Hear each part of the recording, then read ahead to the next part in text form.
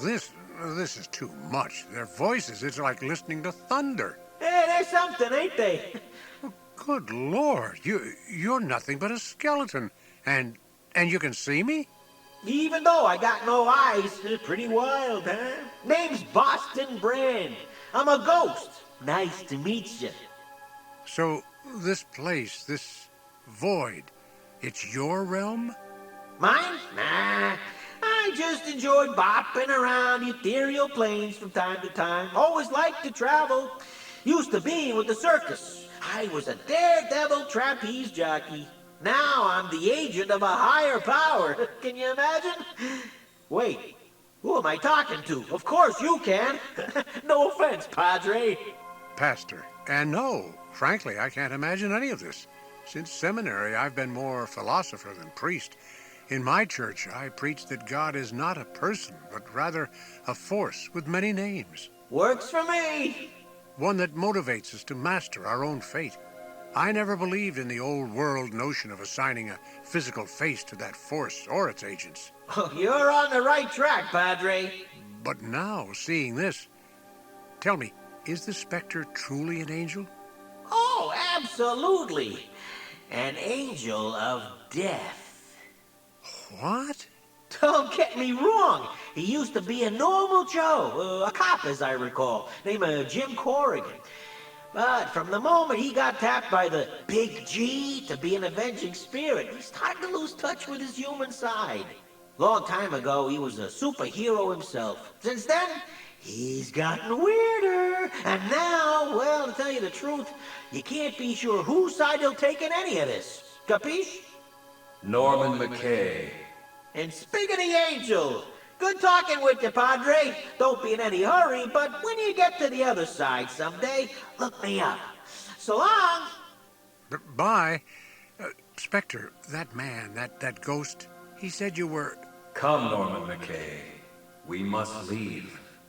Where are we going now? Into a nightmare.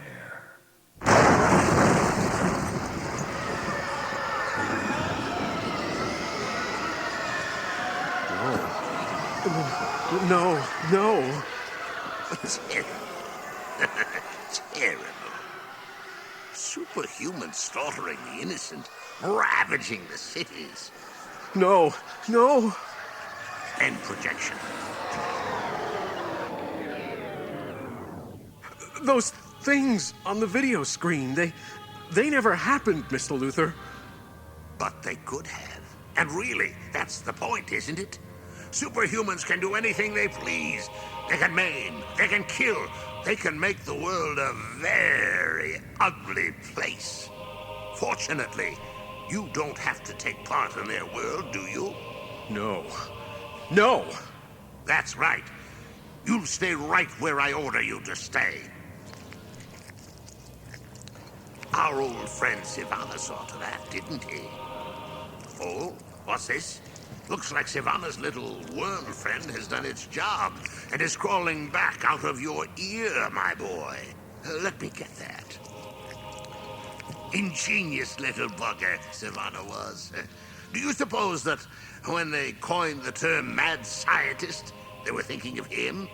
I'll bet they were. Excuse me, I believe I need another worm. There we are. Oh, well, rest in peace, Sivana. Science marches on. I'll just put this little worm on your ear and let it crawl its way in. The worms crawl in, the worms crawl out. Just... Oh, no. There'll be no retreat. Not yet. I still have a very special job for you. Now, you just sit there and let that little mind worm do its work. I have a meeting with our new ally, the Batman.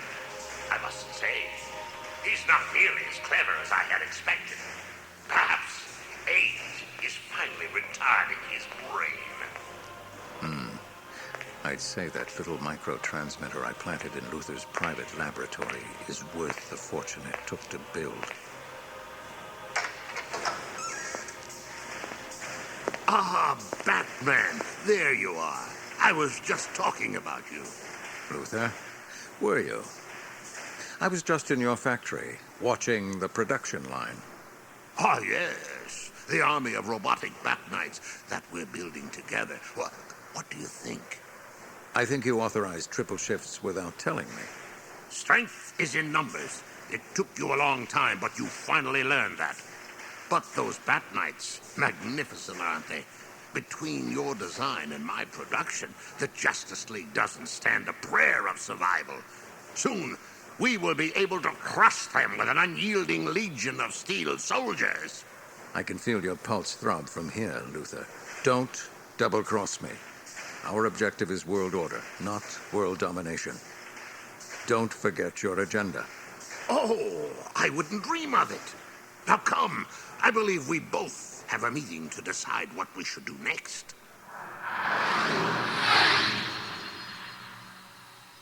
So what did you do next? So then I flew him up to, about here, and I said, "Do you see that beautiful blue marble brainiac? That's my world. Return it now." Did he hear you? Actually, not in airless space, no, but believe me, he got the message. NORAD was back online within 5 minutes. So did you destroy him? Just short of. Buried some of his circuitry on Saturn, some on Argo, and the rest inside a Pulitzer in Clark Kent's apartment. Oh, that's funny. You never told me that story before. Gods, those were better days. Easier anyway. Seems like there was more time to do things like this. Speak for yourself. This is the first time I've ever flown 100 miles out into space and sat on the edge of a satellite to watch the sunrise over the Earth. Really? I thought everyone with flight power would have tried it by now. A lot of us can fly, Cal. Some of us are even impervious to the cold of space. But all of us need to breathe air, except you. Right, I forgot. And even I need a radio mic to be heard out here. It is beautiful, though. I love the way the sunlight shines on all these small floating asteroids. It reminds me of water sparkling in the Aegean Sea. I remember the first time I saw that shining water. I tried to snatch the sunlight right off the waves. Well, you can grab these space rocks. In fact, I'll bet I can take this small one and skip it off all 4 of those large ones. Watch. Nice shot. Let me try. Well done. Diana, what's this about being ousted by your own people? When did this happen? Shortly after you went into seclusion. For years, I had been the Amazon's ambassador to the outside world. My mission was to spread a message of peace and order.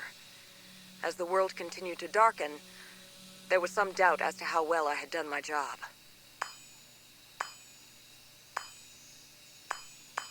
Nice shot. Thanks.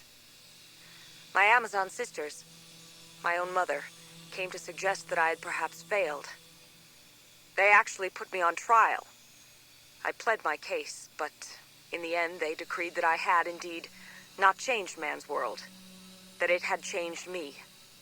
They stripped me of my royalty and my heritage. I'm sorry. Don't be. When I look at you, Cal, you have more nobility than I did. Even more than my mother has.